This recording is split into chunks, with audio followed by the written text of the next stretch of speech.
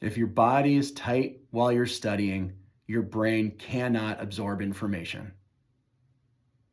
Most people don't realize how much tension their body is holding when they study.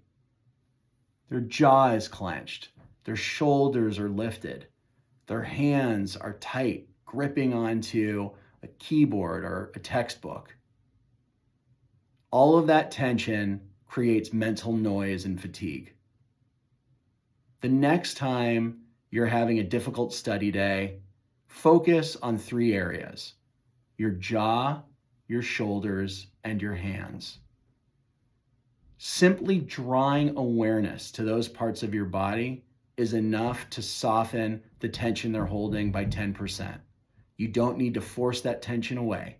The awareness alone helps the tension resolve. Awareness always comes before control. If you don't become aware of the tension your body is holding when you study, your brain will continue to pay the price for it.